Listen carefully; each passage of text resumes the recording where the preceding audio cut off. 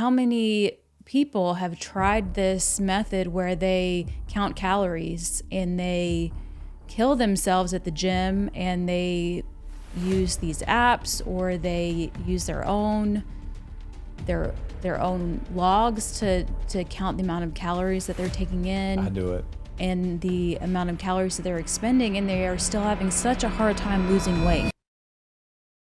With a little health and a little wealth and a lot of love, that's the life that we live. Suits and scrubs. Welcome, everybody. Welcome to another episode of Suits and Scrubs. A little health, a little wealth, and a lot of love. All right, so today we have Emily, MD, who is double board certified in internal and obesity medicine, which is absolutely prevalent for this topic today. Wouldn't you say so? Yeah, I would say it's important. To understand what you're talking about before you talk about it. Yes, and I actually know what I'm talking about. Yes, you do. She has aspirations to pursue her functional medicine license. We talked about that a little bit last episode. We're so passionate about this. It's like $2,000 per course. Yes, I am saying that because I'm paying for it. The money man. The money man. And she has about 5 to 7 of these to take. And this is really focusing on moving away from traditional medicine and doing practicing of modern medicine. So we're absolutely passionate about this. This is why we started this podcast. So we hope you guys like. So turn it over to Em. So I'm just going to give a quick little shout out for my wealth guy over here, who also happens to be my partner in crime, and my husband, for those of you who don't know. He is a force to be reckoned with, has a huge finance background, has managed over $1 billion to date in his finance sector, but he also has a lot of other qualities that I am aware of. I'm getting hard, guys. He loves to peacock. For those of you who don't know, he loves a good outfit and loves a good love theme party. Loves a good theme party. I will say this though, that the man wears the outfit, not the outfit wears the man. So no matter how loud the outfit is, if you walk in there dripping with confidence, you got it. Express yourself. Express yourself. So you are going to be the MC today, so I will let you take it away. Yeah, absolutely. Absolutely. I say that a lot. Absolutely. Absolutely. So for our side story, we talk about nut in the cup. That's what we talked about last week. Yes. Yeah, we did. We talked about the last episode. Yeah. And so this was a male's perspective about IVF and what it goes through. I was pretty nitty gritty in the details. Down to the Ninja Turtle stickers. Yes, Ninja Turtle stickers. If you don't get Ninja Turtle stickers after you masturbate, are you doing it right? Anyway. So continuing that side story. So we try to be honest and real. So let's just be honest and real with each other. Mm-hmm. Today was hard. And honestly, I didn't think that we were going to record the episodes because we got in a really big, drawn out, blowout fight. We did. And F-bombs were dropped. Floors were stomped. Doors were slammed. And, marriage is hard. Mm-hmm. Marriage is hard. And, I don't know if you guys know this. We want to make this look effortlessly, to be honest, but we are putting a lot of energy into this. We strongly believe that people are entitled to quality information, to ask the right questions. And, I was telling him earlier, we have a timeline as it relates to the IVF. We have a timeline. And, my wife wants to have a child yesterday. And so if I wait 2 more years, I don't think she's okay with that. So Emily's not working, as you guys know.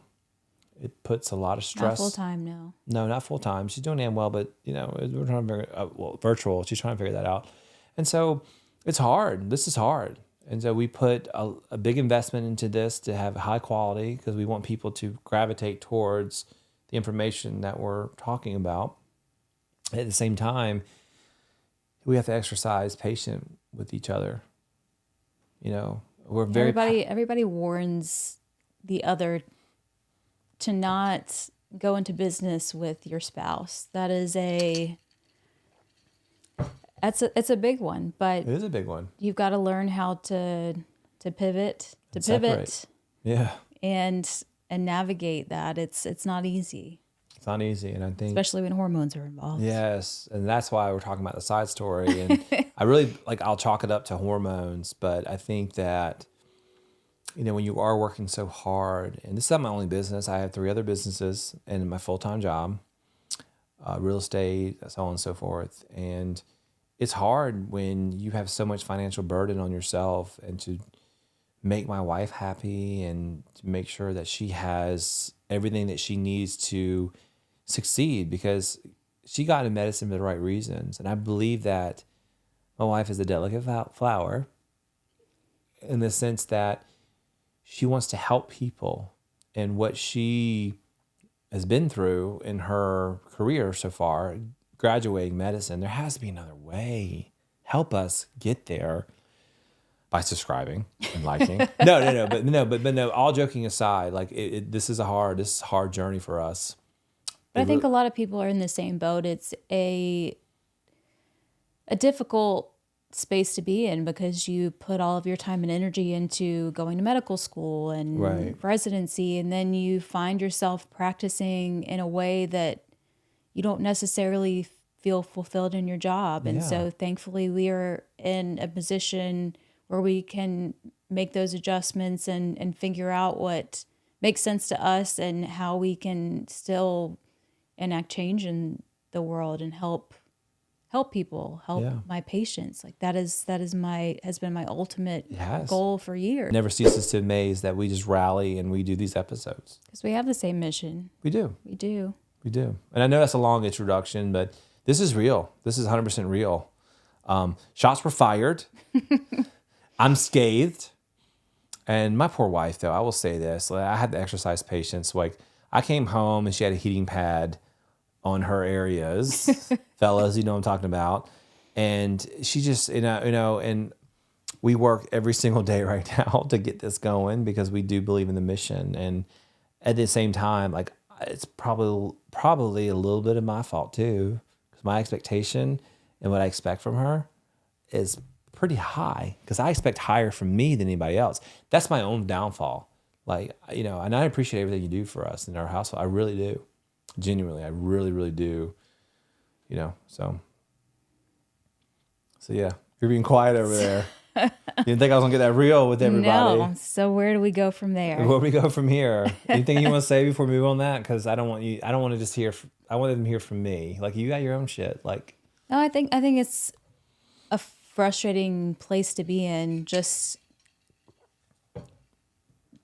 being in healthcare in general, I think a lot of doctors and nurses and anyone in healthcare, they're just overwhelmed and they're trying to get out. Yeah. And we've talked about that in our first episode, just how everybody is trying to get out of this rat race. Right. And it does take a toll on your spouse, on your partners. Mm-hmm. It really does. But I think we are trying to make a change in our lifestyle in general, and we want to both be able to impact the world. We want to be able to enact change genuinely without killing each other first. Yeah. That's the main goal. And we talk about this is my health insurance has doubled since you've been on my health insurance. Yeah. I'm fronting a lot of the costs with the podcast and your continuing education. Yeah, you are looking at me uncomfortably, but this is real.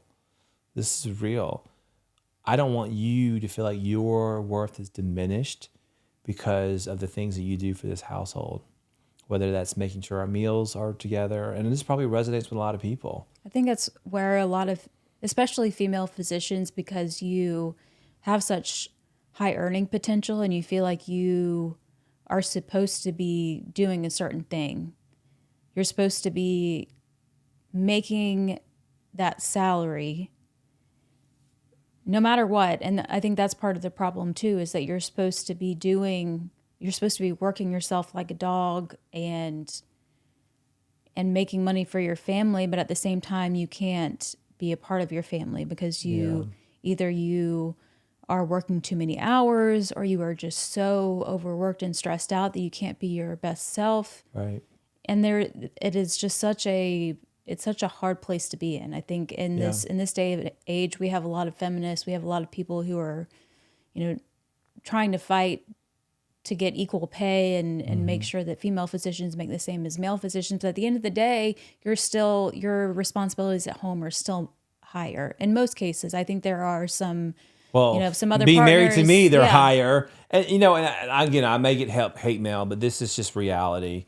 It is reality. And you say most female physicians, let's just drop the facade. Like you, Em, how are you feeling about this situation where you're not earning money?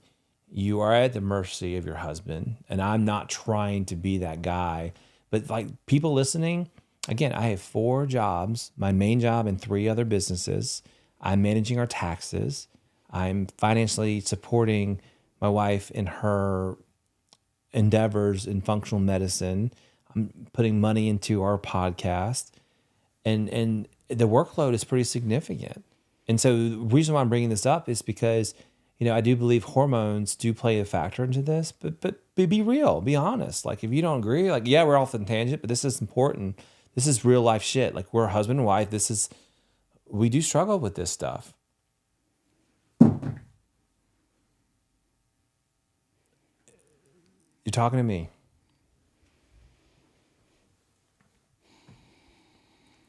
This ties to our side story, which is the IVF. This is not off on a tangent. This is not planned. She has no idea I was going to talk about this.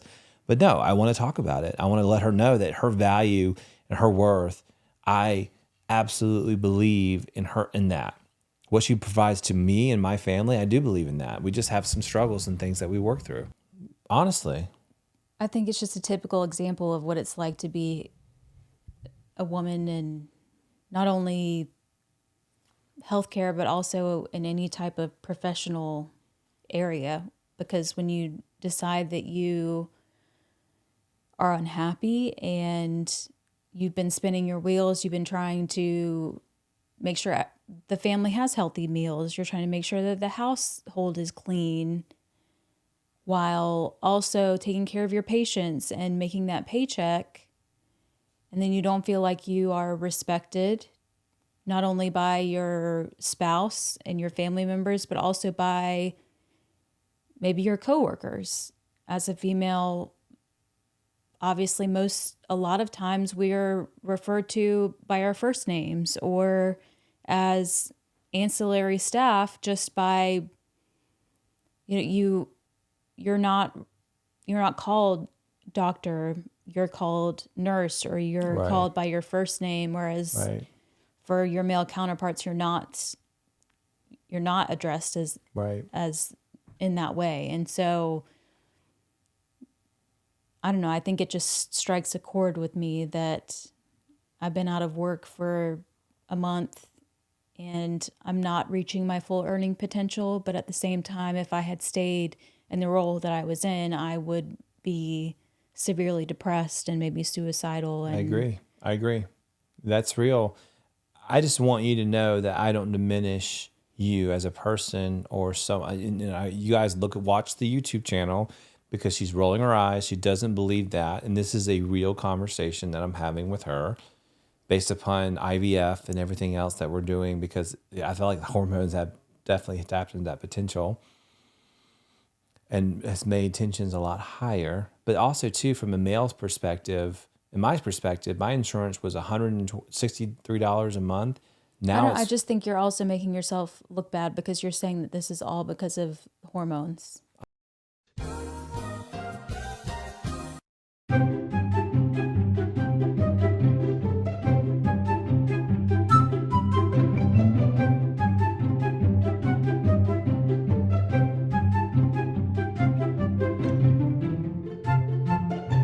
Can we touch? Our therapist told us to touch. And look at me. And you love me. I love the shit out of me. The thing is, this is what I believe. If somebody can draw your emotions and draw emotions out of you where you're angry, that means that that person, you love that person. If anyone can impact your emotions like the way that we can impact our emotions, that means we love each other. All right, so I'm sleeping on the couch tonight, but I'm going to move on. All right. All right, with that said, so today's episode, we're talking about Ozempic face before and after. By the end of this episode, you are going to learn lots of things. I would say that everything that we talked about on Suits and Scrubs, this is something that Emily probably understands the best. Would you agree with that? Mm-hmm. Her friends and family and people in our center, this is the number one question that's asked from her. And so her patients are asking a lot about this. She's obesity medicine certified, so she knows a lot about this topic already. And so what we're going to do in this episode is talk about the role in weight loss, the truth behind the jaw-dropping transformations. I need a minute.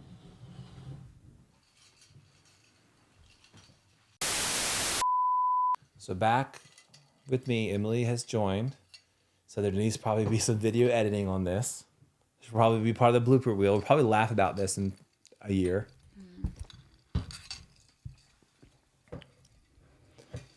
All right. So on today's episode, we are going to talk about Ozempic face and Ozempic butt. But that's the tip of the iceberg. Who better to talk about this information than Emily, MD, who is, like, again, double board certified in obesity and internal medicine. This is the number one question that's asked about our friends and family in her network. She knows more about this stuff than anyone I know, to be honest. Not only from just a primary care internal medicine doctor, but from obesity medicine as well. So the title of this episode is Ozempic face before and after and Ozempic butt. If you never heard of these terms, these are very buzzworthy in the industry right now. And so we're going to talk more about that as far as transformations, the safety, controversies, as well as what tips does Emily have to keep that appearance as far as keeping it youthful while you lose weight. So without further ado, we have two segments. So our first segment is ReFactions. Cue music. ReFactions. In this segment, we'll be reacting And fact checking. on viral content. Get it? Factions. So there's this one that we want to talk about. I'm going to pull it up now. It's around Julia Michaels and her belief of Ozempic and calling out Oprah Winfrey. So this is interesting for us because Suits and Scrubs is health and wealth. So there's a health side and a wealth side. And if you don't know what that means, we'll tell you about that in just a second. Here's the problem with this, right? Is that you can never get off these drugs. If you do get off of them, all of the meta-analysis show us that you will gain all the weight back and then some, 2/3 of it within the first year. But now you've messed up your metabolism, you've lost muscle, you might be running the risk of all these side effects. So you're going to gain it back and then some and have lingering side effects. On top of that, let's say you're like, no, I'm staying on it forever. Really? Google Ozempic plateau. You will plateau on Ozempic. It will stop working. Right around the 18-month to 2-year mark, it's going to stop working. Now what are you going to do? Because now you're literally beholden to it. It's expensive. Insurance isn't going to cover it forever. Are you going to be on it forever? So we don't even know what this looks like 5 years down the road, 10 years down the road. The two good things that have come out of this, in my opinion, are it has proven what I've been saying for 3 decades, calories in, calories out is weight loss. Health is a different conversation, but it facilitates weight loss. Proof, inputting. Second thing, we know that women and men of all ages can lose weight because most of these people on Ozempic are 40 plus, right? And they're shrinking. So looks like you can still lose weight if you're eating less food. And the third thing is now we're allowed to say that obesity is deadly again because the pharmaceutical companies have shaped that narrative one more time. So those are the only good things about it. I'm going to tell you that if I'm sure she goes on and on and on. So just to summarize that, so she does call Oprah Winfrey, and she says that these celebrities are not health experts. Again, Oprah has, I think, a 15 or 20% share in the Weight Watchers. So she's a big investor of that. And from my understanding, a lot of the Weight Watchers, I could be wrong with this, so fact check me. I'm open to that. A lot of the Weight Watchers actually are recommending these types of drugs. So Julian said a lot. Mm-hmm. What is your reaction, Emily MD? And finally, like, she's getting angry over here. So finally, like, I know we had our first fight on camera and we kept going. And I told Emily, this is real. This is who we are. Like, marriage is hard.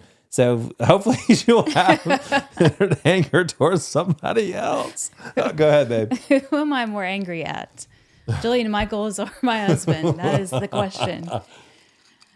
I think that this is not necessarily a black and white answer. I think, and there's a lot of controversy with this, obviously, between both traditional medicine and functional medicine, really. I mean, obviously, the answer to the problem is not just put a medicine on it. Just take a medication and it's the magic bullet and it's So you going to... agree with her? I don't agree with her, no. Well, she said that the medicine is not the magic bullet. It's calorie in, calorie out, and people are going to be on this for rest of their life. I don't think that's an accurate statement either. That calorie in, calorie out is the way that you lose weight, because we know that this is such a multifactorial kind of process, and how many people have tried this method where they count calories and they kill themselves at the gym, and they use these apps or they use their own logs to count the amount of calories that they're taking in. I do it. And the amount of calories that they're expending, and they are still having such a hard time losing weight. Yeah, I call it the over 35 situation. Well, yeah. Once you get into your 30s, it's a known thing that your metabolism is going to slow down. Yeah, that's just a known part of life. When you get older, your metabolism slows down. You're not able to do the things that you once were able to do. When you're in your 20s, you might be able to eat a bunch of pizza and drink a lot of beer, and then the next day go run a couple miles or go to the gym, and you're able to work that all off. But I think... Right. Like this month I ran 40 miles and I thought I was going to, like, the scale was going to go way down. I'm started at 287. I am 274. I used to be 220. I want to be 250. That's my goal. But that's... And I'm working very hard. Like, I'm having a few drinks tonight, but I feel guilty about it. That's the whole point. You can't just count calories in, calories out and expect that that's the secret to weight loss. Yeah. Or maintaining your weight even. Yeah. There's a lot of psychology behind it. There's a lot of addiction medicine behind that. You can, we watch things like 1,000 Pound Sisters or other these reality TV shows that talk about losing weight, where it's not just a matter of willpower. You can't just tell yourself, I'm going to stop eating these ultra processed foods. I'm going to stop doing these activities and I'm going to be able to lose weight. Well, do you think Ozempic helps with that as a jump start? Because according to Julian, you have to be on these medicines forever, and then after taking this for 2 years, it's not going to work the same. Is that true? Well, let's talk. Well, she's not a doctor, number one. Yeah. Well, let's talk about Ozempic. So Ozempic is the big brand name, and honestly, Ozempic is the name of the medication. Semaglutide is the medication, but its indication is for diabetes management. And yes, it is highly effective at helping people manage their blood sugar. And so we have plenty of diabetic patients who are on Ozempic who are able to decrease the amount of insulin that they're taking. They're also able to lose weight and just improve their metabolic health. And there is the exact Same medication. I guess it simplifies things, but you can think about Wegovy is the other brand name for Ozempic. Right. It's the same medication, but it is specifically FDA approved for weight loss. And I know there's Is Ozempic approved for weight loss? Ozempic is approved for diabetes, treatment of diabetes, but not for weight loss. Wegovy is semaglutide. It's the same medication, but it is the specific brand name that's approved for weight loss or weight management, which is important because, and we can talk about this later in the episode, but that's important for insurance approval. Because if you don't have diabetes, then most insurances are not going to approve the use of Ozempic, but they might approve the use of Wegovy. And so it's all semantics. But to say that it is a medication that you can never get off of, I don't necessarily agree with that. I think that I'm a huge proponent of changing your diet and making sure that you are more active, that you're exercising, you're eating right. But there are so many people out there who have such a hard time with food addiction or breaking those cravings. And guess what, guys? We are one of those people. Yes. Yeah. I think a lot of us are. And it's a matter of just the world that we live in today. Right. We have readily available ultra processed foods that high sugar, high fat, that we can't get rid of unless we have policy changes and unless our government changes the way that our children eat in schools. And when you agree that, like, a lot of people looking at us, oh, y'all look healthy. Y'all, what do you talk about? I don't relate to y'all. No, I've gained 65 pounds since COVID. 65 pounds. And I've traded one addiction for another. This is not an addiction episode. I'll talk about that in the future. I believe that everyone has some form of addiction. They just don't know it, whether it's social media or addicted to compliments or addicted to working out, addicted to gambling, alcohol, whatever it is, porn, whatever it is. And so we'll talk more about that in the future.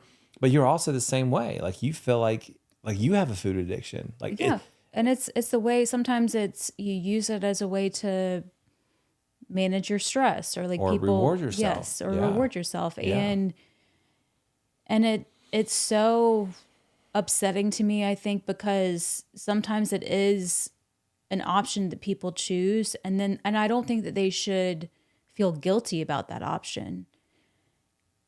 Interesting. What do you mean by that? So if you look at the data, if you look at any way that you lose weight. So if you have somebody who is obese, morbidly obese, anytime you lose 10% of your body weight, your body, your hormones, the way that your brain reacts to that, it basically is fighting against you. So you are going to start, your body basically says, I'm going to start slowing down my metabolism and I'm going to start increasing the hunger hormones so that I can gain that weight back. And so it doesn't matter if you do it the natural way, so you do it by changing the way that you eat, you do it by exercising, you lose 10% of your body weight, whether it's from doing those things or whether it's from doing it with Wegovy or Zepbound, these injectable medications, your body is going to start trying to get you to gain that weight back. And we've seen study after study show that trajectory, you start to, no matter what option you choose, you're going to start to gain that weight back. And so we've got to try to think about ways to combat that. And I've had patients who've been able to come off of the medication or at least wean down the dose, but I think it can be life-changing. Interesting. When you say life-changing, why do you think it can be life-changing? I do know, like, by the way, guys, I actually tried to get Ozempic. It starts with the W. What's that? W? Wegovy is Wegovy. the other brand name that's specifically for weight loss, And it's sold out everywhere. Mm-hmm. And we'll talk more about that. We're having major pharmacy shortages. Right. We'll talk more about that in a later episode. This is not the purpose. So stay tuned to us if you want to figure out how to get it. I'm working on it. And guys, when we say we're practitioners, we are practitioners of what we talk about here. But yeah, so that's ReFactions. There's something else that Jillian said. So being on it forever. Sorry, I didn't finish that thought. So my weight loss doctor told me that it makes you very disinterested in food. And I tried to get through my primary care physician. They did not approve it. You know, I have to have a certain BMI, which I believe my BMI is high because of, Yeah. I believe I have a little bit of muscle, you know what I mean? But 30 or 35, whatever it is. And then my weight loss says he can absolutely get approved. It's just a matter of playing the system. But again, we'll talk about that in a future date and time. Okay. So do you anything else you want to say about that before we move on? Because there's a lot there. No, and I know we talk more about the Ozempic face and Ozempic butt, but Right. we'll talk about that more. But Yeah. I think there's a lot to dive into on this because it's a heavily debated medication, and if you think about the weight loss medications that we had in the past that we still use today, I mean things like phentermine or topiramate. So these are medications that have a long list of potential side effects. You know, the phentermine technically is a stimulant, and yes, it can be a potent appetite suppressant, and it can also increase your metabolism. It works. It's very effective. It makes you so irritable and so It can't, and that's the thing. constipated. It I've can- been on it, guys. I lost like 20, 30 pounds on it. It's just not worth it. You don't sleep. It's It's a stimulant. It constipation, makes, and it dries out your skin. You look old. You will look old. I will be 100% honest. You have to drink so much water, and you can't get enough water during the day. You have more energy than what, you know, if you're on Adderall or Vyvanse, it's more energy than that. I've been on it. I had to cut down my doses because I'm a high energy person. I couldn't sleep. Like literally, I couldn't sleep, and it just wasn't worth it. Because if I can't sleep, I don't want to work out in the morning or work out the next day because I'm so exhausted. And I have to take it again. I'm like, boom, bing. You know what I mean? Yeah. It does work. It does work, and it's really cheap. It's almost But if you think about it too, it's a stimulant. It is. And if you think about like meth. if you think about a lot of the people Right? if you think about a lot of the people who meet those criteria for having obesity, a lot of times they have a lot of the other end stage, or not necessarily end stage, but the other health problems that go along with obesity. And if you have heart disease, it's not good to be on a stimulant. You don't want to increase your blood pressure or your heart rate. And, you know, the topiramate is a medication that can make people feel tired or give them brain fog or some Right. memory Don't do issues. And that. so I think this medication is a good medication to have in our arsenal that can really help people kind of combat the food addiction or the food noise. And I don't ever recommend it for someone to use just as a magic bullet, just as something to take without making any other adjustments. Like I 100% agree that you should be changing your diet, that you should be changing your lifestyle. It's hard though. I just feel like, you know, there's almost a caveman, which is Mind and Money Matters, which this is our next segment. So go ahead and play cue. Mind and money matters.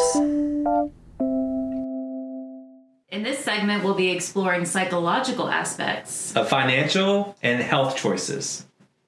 This is the psychology behind the topic that we're talking about. So for today, it's losing weight, using Ozempic. And I believe there's a caveman mentality around like comfort. Like for example, if you're used to eating ultra rich foods, fast foods, fried foods, delicious cakes, which I'm a huge fan of all this stuff, by the way, y'all. When you try something else, it reminds me of that time when I watched TLC where this woman was obsessed with cheesy potatoes. All she would eat was cheesy potatoes. In fact, in TLC is dramatic. They rolled out this huge truck and they opened up the thing and all these potatoes came out and then they showed how much cheese she was eating. That's all she would eat. And she would smell a Brussels sprout, which was a vegetable, and she literally coughed up and cried. A vegetable made her cry. It's so viral. It's been around. I watched this thing before it became anything. Like it was something that I was interested in.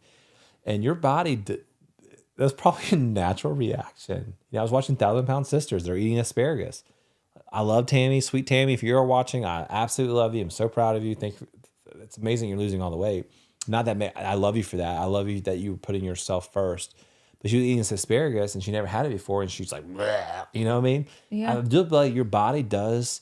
Well, it trains your taste buds. I mean, when you're eating these ultra processed foods, your taste buds are used to this rich, calorie dense food. And then when you're trying to adjust your lifestyle and you're trying to eat healthier, it's just not palatable. People Right. are, this tastes gross. Like Right. they don't want to stick with that program, Right. that plan. And yes, there are side effects that come along with these medications.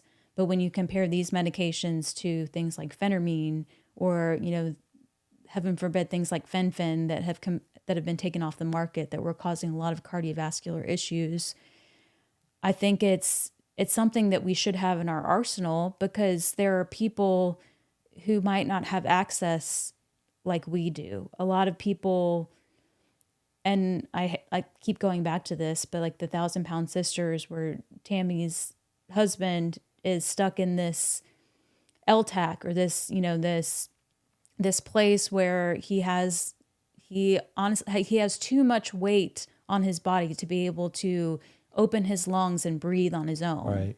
And so he has a trach that basically gives him the oxygen and the pressure and the air that he needs to breathe. And he's so addicted to food that he could not fight that addiction to the point where he could make himself better, to the point where he could get bariatric surgery and have the results that she had. Right. And so he died because That's right. he died from his illness. That's right. And if you have a medication that can help people lose weight That's right. to get to the point where they're able to have bariatric surgery, I think it's a powerful tool. And I don't agree with the demonizing. I'm a huge proponent of functional medicine and alternative medicine, Right. but demonizing people for trying to use some of these new medications Right. that we have to lose weight and to better themselves, I think is just horrible. Right. Well, and speaking of demonize, I did talk to someone. If you're listening, you know exactly who you are. Where this person told me that their father struggled with weight, and she said that the doctors just gave up on him, and on when he passed away, and R.I.P. It's a horrible thing to lose a parent. In fact, that hits very close to home, because one of my really good friends just lost a parent recently, actually this week, and it's just been awful watching him go through that. And they said to me that the doctors gave up on him. The doctor gave up on him. I'll be honest, he did give up on his weight, but they just didn't try to help him. And they kind of just throw their arms up. And I think we're blessed because you're not like that. But what advice would you give to people who have that mentality, like I want to give up, or my family members giving up? Like what would you say? It's obviously not all the doctor, but it's not all the patient. There has to be a happy middle.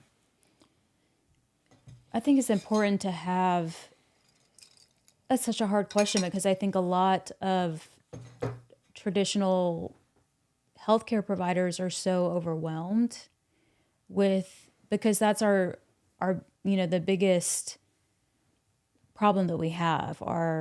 We know that obesity is an ongoing issue, and it's only getting worse. And so Right. the majority of the patients that come into the office not only have issues with obesity, but they also have the downstream effects of metabolic syndrome. So they're starting to get diabetes and hypercholesterolemia. So their blood cholesterol is high, and it's causing heart disease and kidney disease. And I think you're trying to kind of play whack-a-mole and put out those fires, when you really wish that you could get to the root of the problem and have time to talk to those patients and not only give them. So you agree with her that sometimes a doctor will see someone who's morbidly obese and just like, okay, you're just overweight, whatever. I don't think it's that they just write it off, but I think sometimes too, if those people that come in, that you check their vital signs and you check their blood tests, and you see their blood sugars are through the roof, their blood pressure is through the roof, their cholesterol is through the roof. You're trying to lower those things to increase their lifespan. Right. And sometimes to make them feel better too, because people, if your blood pressure is really high, sometimes you don't have symptoms, but sometimes you do have things like chronic headaches, or when your blood pressure is really high, it's killing your kidneys. And so you're trying to put out those fires and protect understand what those you're saying. organs, but you really wish you had the time to talk with them and tell them this is what you need to do. These are Right. the foods you need to eat. This is how Right. you find affordable foods that are going to help to reverse this Right. problem, which honestly, Speaking of the affordable foods, is this something that you know well about? yeah, and I mean, I think my big passion is the gut microbiome and And don't talking. you have And something? I do have a free handout that Free, guys, free. gives you some information on how to reset your gut. But sometimes I think that's great. It's a great place to start. But It if you is. have It's a natural though. It's like not. Yes, this episode's on the Ozempic, but go to suitsandscrubspodcast.com. We have free resources. This is the gut harmony that Emily's talking about.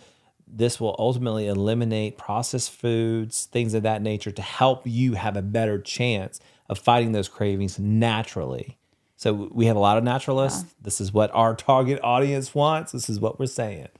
Finish your thought, I honey. think it's the same thing with calories in, calories out. Yeah. Like, yes. So you do agree with Julian. That is No. how you lose weight. Oh. No. I mean, I think it's a place to start because Okay. obviously if you are completely sedentary and you're not active at all, you're not burning a lot of calories. Right. And if you're eating a lot of ultra processed foods, you're taking in a lot of calories. So that's a great way to gain weight. Right. But I think when you run into these people who are trying everything that they can to lose weight and they have proved that they're in a calorie deficit, but they're just either not losing weight or they're losing weight at a slow glacial pace, there's something else that's going on.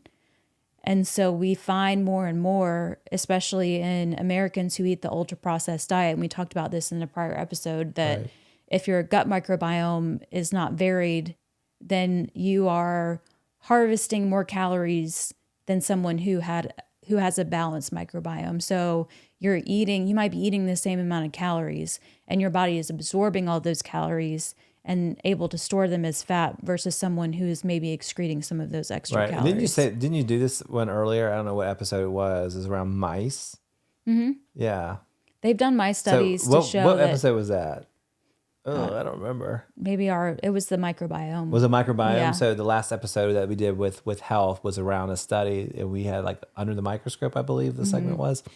It spoke specifically about how your body can absorb calories, and they did a lot of analysis on mice based upon this. You want to give like a better summary than I did? Yeah, we were talking a lot about akkermansia, and That's right. that is a specific type of commensal or probiotic or good bacteria that lives in your gut, and those that had higher levels of akkermansia would have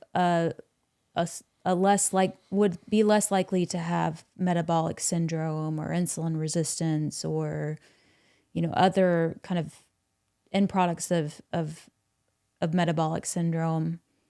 And I know we're kind of getting a little bit in the weeds because we said we were going to be talking about Ozempic face. But this and is like, Ozempic if butt, the episode is a little bit longer today, that's fine. I think all this builds on top of each other. And I think it's totally on brand for us and what people are interested in. Yeah. So I want to take our time. Let's just have a conversation. And I think this is how I have a little bit of a different, not necessarily understanding or opinion of using these medications, but I'm in the middle when it comes to traditional Right. medicine and You are. functional medicine. And this is recent. This is Yeah. not. And there are people that I highly respect that are largely against using things like Wegovy or Zepbound, which are the two main medications on the GLP-1 agonists, the injectable medications that are on the market right now for weight loss. And I 100% agree that you've got to change your lifestyle. You have to change the foods that you're eating and you have to be more active. But it can be a great tool, I think, for people who are trying to make that switch, who live a life where that's all they've known. Right. And they have a hard time breaking that habit. Right. And I think it's borderline addiction. I mean, 100%. And you are 100%. introduced to that. And sometimes you don't have a choice. And this is not slamming any parents, but you don't have a choice. And that's your diet. And so when you get older, You know, and I did read this somewhere. I could be wrong, but when you're younger and you are overweight, and you can speak to this, you know, you can speak to this because you want to tell the listeners like your struggle with weight. I mean, I was overweight when I was younger, Right. and it wasn't a matter of what my parents were feeding me. My mom she cooked our meals, and we had lots of vegetables and, you know, and protein. But you like sweets. I did love sweets or even snack foods, and a lot of it too is what you have access to. And I think we could go down the rabbit hole with that too about, you know, living in certain areas and Yeah. Which we'll have a whole nother episode dedicated to that. yeah, where if you're in an area where all your access is kind of more 7-Elevens, or you know, you don't have Whole Foods in the area, or even like Publix or other grocery stores, access to quality of food. Yeah. Where if you're going to a you know, convenience store, the majority of your food, how many times have you stopped at a gas station when you're traveling and you can't find a healthy snack? Right. All you can do is what I go is to. grab ultra processed foods. Protein And shakes. if you don't have a car, if you don't have transportation, and you live in an area where that's all you have access to, that's the food that you're going to eat. That's right. That's right. Well, we'll put a pin in that. We'll talk about that in a future episode.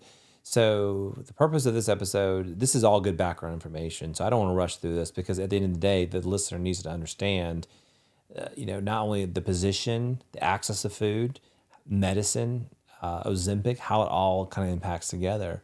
So how does like Ozempic work? How does that work with weight loss? So Ozempic, Wegovy, Zepbound.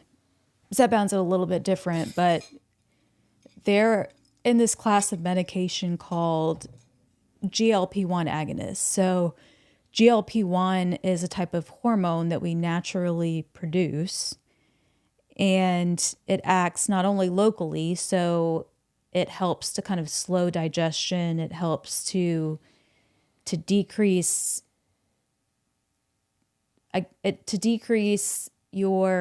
your appetite in that way, because if your stomach is fuller for longer and it's taking a longer time for it to empty out, then you're not automatically hungry again. You don't want to eat again. And it also acts on a place in your brain, and the hypothalamus, which is the kind of a control center of your brain that drives hunger or drives satiety. So it makes you feel hungry, or it makes you feel satisfied after you eat. And so it can help. Is that the water boy where, what did he say? The hippocampus? What was it? No, the medulla oblongata. Is that? I'm joking. I'm busting out a joke because this is very technical, but this is good info. But it can act in those different ways. And so I think that's it. Not only it makes you feel fuller for longer, Hippocampus. The hypothalamus.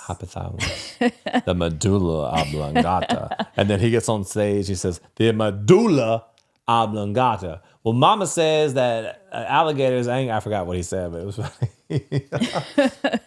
My mama says it's not always right. That's true. Unless it's my mama. Right. But it's a way, it works in a lot of different ways. And in that way, it can cause some side effects, but that's the main way. And then the Zepbound or Mounjaro, which a lot of people have heard about, it not only has the GLP-1 hormone, but it also has a GIP hormone analog. So it's kind of has additive benefits, but it's kind of tied to kind of how we naturally are supposed to respond to food, but it kind of amps that response up a little bit to kind of help to quiet the food noise and those cravings that a lot of people have. Gotcha. So it helps with those cravings. And it makes sense because a lot of people that we know that actually are on it are losing a shit ton of weight. Yeah. And the way you think about it too, if you're thinking about people who also have blood sugar issues, and I might be simplifying this, or this is just the way that I think about it, but if you're slowing your digestion of food, instead of dumping, a high carb or a high calorie food that's going to spike your sugar, if you're slowly dumping that food into your intestines, then maybe your blood sugar is going up a little bit slower and your insulin level is going up a little bit slower. So it just slows up the kind of digestive process. yeah, so I think that that's probably part of the reason that it helps with blood sugar management too. So it can be highly effective. I've had plenty of patients, and this is why I get passionate about it and why I use it for some of my patients, is that it helps you lose weight, but it can lower your sugar, your blood sugar. It can help you come off of a lot of medications. If you're losing weight, then you're sometimes able to come off of your blood pressure medicines, or you're able to come off of, at least decrease the amount of insulin that you're taking if you're a diabetic. Come off of those medications that we see people are taking for metabolic syndrome. And so I'm a huge proponent of decreasing the amount of chronic medications that you're on. Yeah, I agree with that. And that kind of is with what we believe in, which is less is more, and more medication you take is not very natural. And there's always a potential for side effects. Right. So if you can decrease the amount of chemical medications that you're on, I'm always a huge proponent of that. That's true. And so I know the title of this episode is Ozempic Face, Ozempic Butt. And so I know you guys have probably been listening. It's probably a little bit longer episode than we normally do, but this isn't, I don't want to rush through anything because, again, all this information that Emily MD is saying is foundational. So what is Ozempic butt and what is Ozempic face? So we get to the final. Not the final. This is the middle. Or the reason for the episode, but it's kind of a misrepresentation, because there's this idea that these medications are making people look older because it's making people lose weight in their face and making them look gaunt, or making, calling gaunt. What's the or gaunt? like hollowing out their face. So guys, so Emily has all these crazy vocabulary, so I have to stop her and say, what the hell does that mean?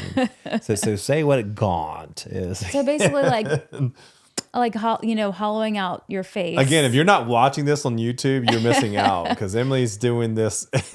Like, you can hear it if you're listening on the podcast. There it is. The fish face. She looked at Karen. That's Karen. Yeah. No, that's Laurie. That's Laurie. This is Karen. So we name our cameras after our mothers. So that thought is it's not just Ozempic or Wegovy or Zepbound or Saxenda. It's not these injectable medications that's making people look old or making their face hollow out. It's just weight loss in general. So what you're saying is, no matter what, even if they're on Ozempic, or let's say they remove Ozempic, if they have significant weight loss, then they're going to experience the same thing. It's not the medicine itself. It's actually just losing weight. If you do it without pharmacology, if you do it without any added medication, if you just do it all on your own and you lose the same amount of weight, you're still going to get the same results. Got it. And it's just science. If the way that our faces look plump is just from, you've got fat in your face. And when you lose that fat, especially if you've got an excess amount of fat that's kind of filling out that skin, whenever you lose that fat, that skin is not going to have that tissue to fill it out anymore. Gotcha. And that happens naturally as we age. But you see that in the extreme on these shows like My 600-Pound Life or... That's right. You do. My 1,000-Pound Sisters, where they lose a lot of weight and they've got all this excess weight just from the skin that they're carrying. Right. And they're not able to lose that excess skin or that excess weight. I was going to say, my next question is this. People are listening, like, gosh, I might be plump, but I'm looking young. You know what I mean? So what can they do to offset some of that, if they can do anything? Well, if you're in that extreme where you have lost 60, 100, sometimes 200 pounds, the only way to really help that is by skin removal surgery, which a plastic surgeon will do. So there's nothing that people can do to maintain a youthful appearance if they lose weight? Well, if you're losing, I won't say a small amount of weight, because it's hard to. Well, let's use me as an example. I want to be 250. I'm 275 now. I lost 15 pounds since the beginning of this year, which is pretty good for 30 days, especially someone my age. And so I have 25 pounds more to go. So I would lose 25 plus 35, 40 pounds. I mean, you can maintain the health of your skin and the collagen in your skin How?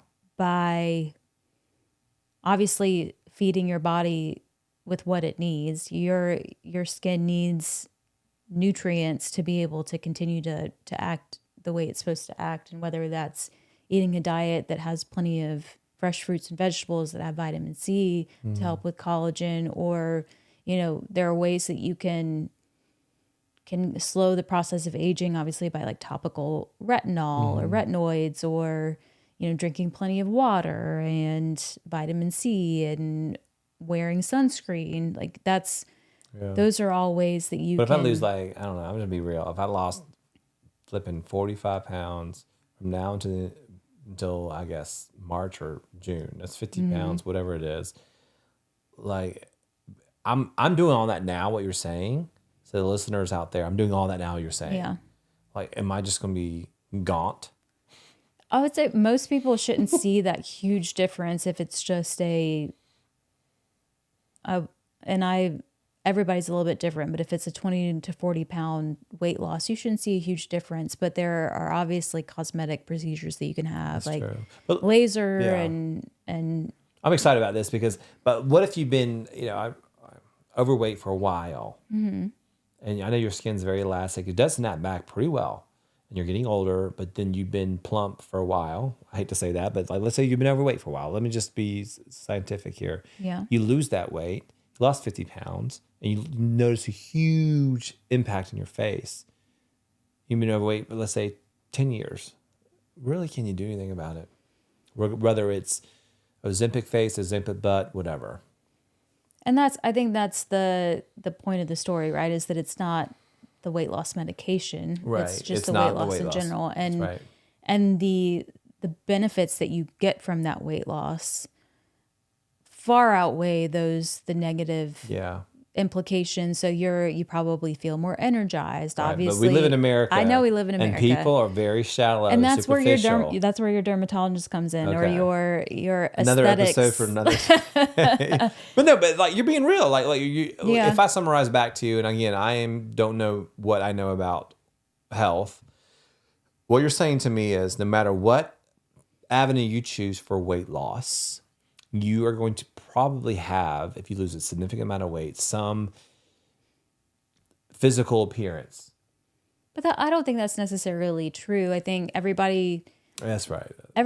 There's genetics plays a role, and everybody loses weight from different places, and depends on your age. Yeah. I think there are plenty of people who are even older in age that lose weight and they feel better, they look younger. Right. And so I don't think that you should avoid Losing weight to losing look weight young. just to look young. Yeah, But I'm an aesthetics person. Like, I've been 100% real. Like, if you know me, like, I'm big into like aesthetics, whether it's like my home or me or anything. Like, so that's where it comes into play. I think it's important, even more so the food that you eat, because you're going to get all the building blocks that you need. Right. The younger you start, and I hate to say this, but the younger you start with a skincare regimen, the younger you start where you're protecting your skin from sun damage, so you're wearing sunscreen. Which we'll do a whole episode on this, because Emily, like I said, there's 4 things that Emily is interested in. Internal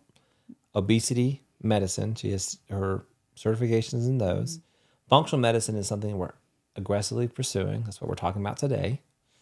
And then aesthetics, which is skincare and regimen, like what to do. Like we're going to talk more about that. If you guys are looking on YouTube, I mean, look at my wife's skin. Like, look at her. Like, she's gorgeous. Like, absolutely gorgeous. You know, she doesn't look her age I struggled with at all. You have hormonal acne and you all have that hormonal good stuff, acne, but- and we'll talk more about that in a future episode.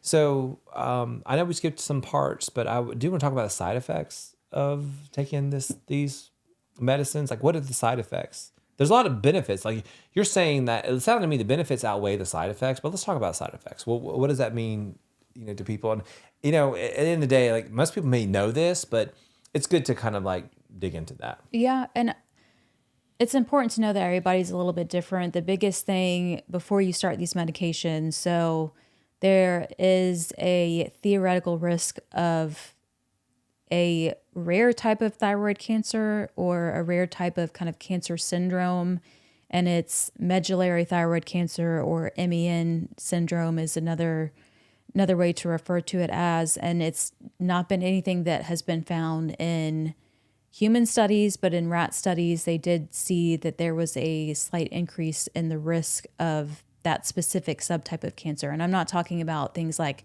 papillary or follicular thyroid cancer, which are the most common types of thyroid cancer. But it's good to know your family history and to know if there's a background in that, just to be on the safe side. This is different. So how would someone know, obviously, genetic testing?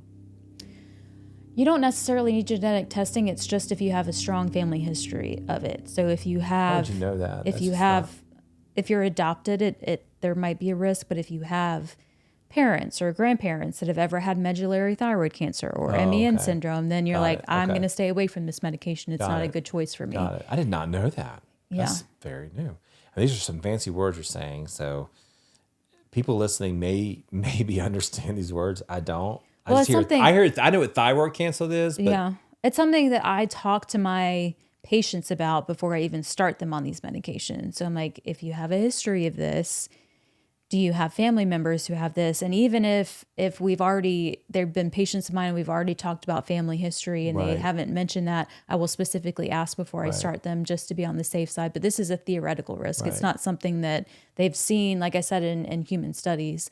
And there was this other, there's this other concern about pancreatitis, which is inflammation of the pancreas, where if you've had this type of illness before, it's recommended not to start the medication. They've done a lot of studies to kind of disprove this, but I think it's still something that a lot of providers will ask their patients, have you ever had pancreatitis? Have you ever been in the hospital for this? There's still risks. There's still risks, just like there are with any medications. And just like what I talked about last episode, like, should you borrow against your 401k? There's withdrawal, there's loans, there's the opportunity cost, and you have to weigh the balance of what's great. And what you said earlier is putting someone on one medication versus like 5, manage their blood pressure, and blah blah blah blah. Yeah, maybe this is better. Yeah. And I just want to pause for a second, if you're cool with that. So the reason why we're doing this podcast, guys, is we want you guys to ask the right questions.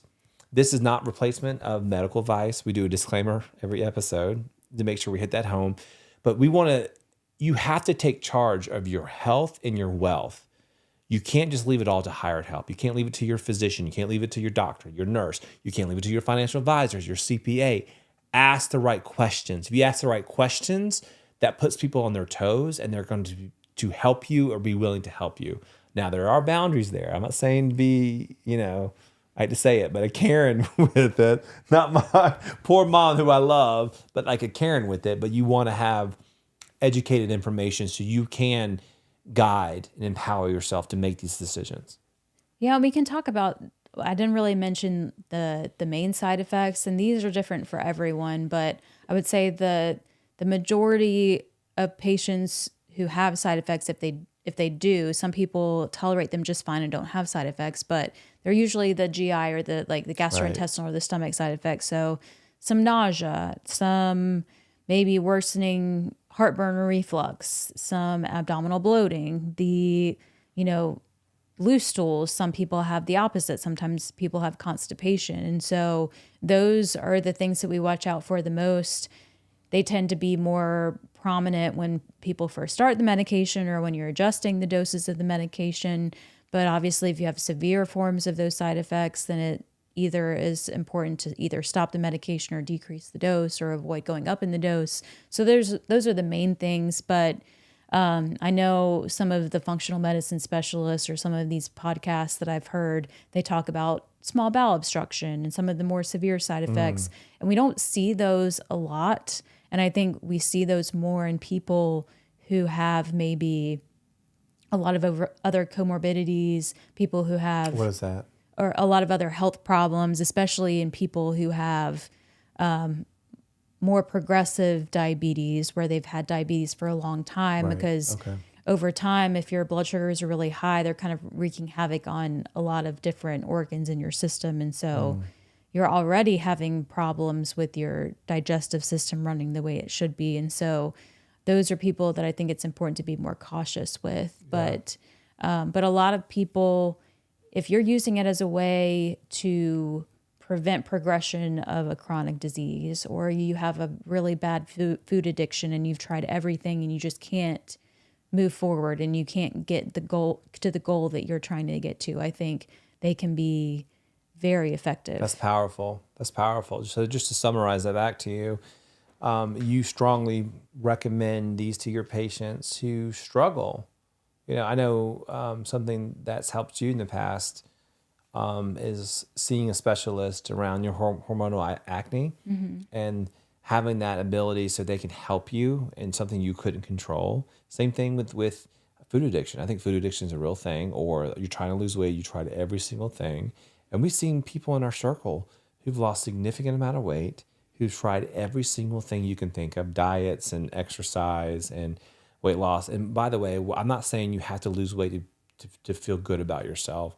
We're just saying that if you want to change something about you and you have the resources to do it, this is the opportunity.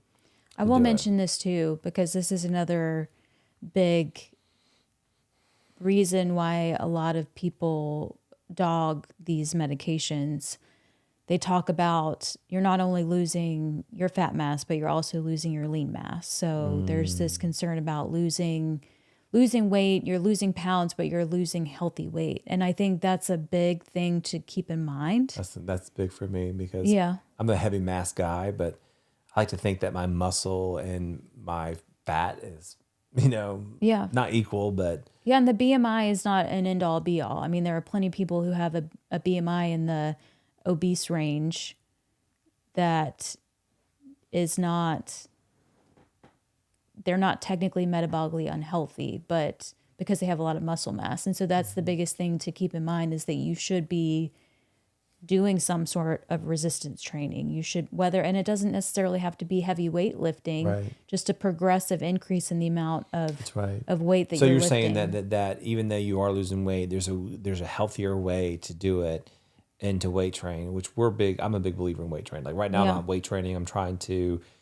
accelerate my weight loss because I'm doing a lot of high intensity training. Yeah, high intensity interval training. I want to do some of that. So I know there should be a balance. So you should be eating a high protein and healthy protein, so lean proteins, and also doing resistance training, doing weight training in addition, if you're going to take this medication, because you want to minimize the amount of healthy weight that you're losing while you're maximizing the amount of fat that you're losing. Yeah, absolutely. I would say this, like we could probably talk another hour about this. I know a lot of people are probably listening. This is probably one of our longer episodes, but there's so much good information that Emily MD is sharing based upon her own experience. I'm telling you guys, she knows more about this stuff than most people I know. And she not only has an MD side of things, but also people in her circle where she's a practitioner of this information.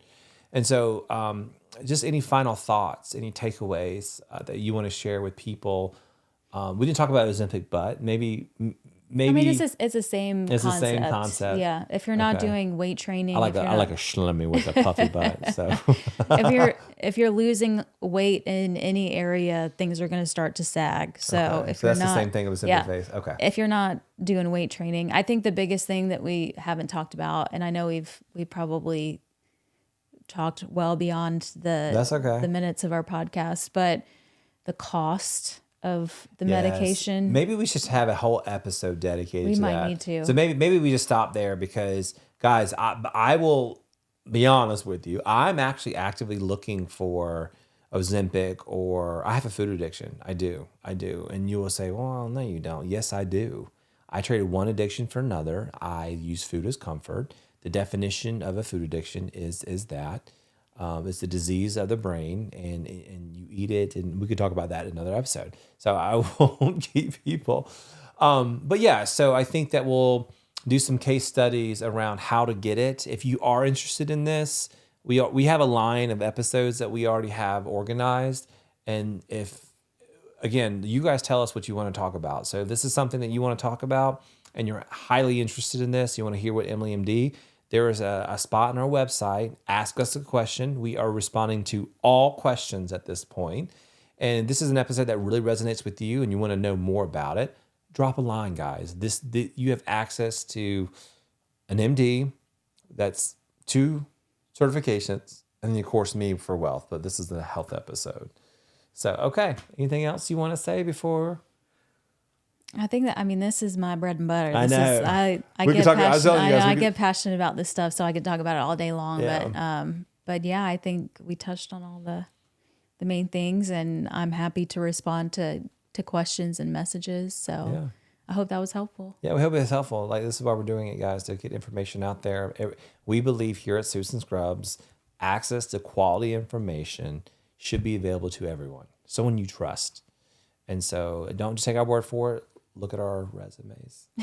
Anyway, so that has been an episode of Ozempic face, Ozempic butt, before and after. It ain't real. It's not real. It's not real. It's not real. We debunked that. Debunked. So that's it, guys. So that's in for Suits and Scrubs. A little bit of health. A little bit of wealth. And a lot of love. Until next time. Bye, Take care, guys. y'all.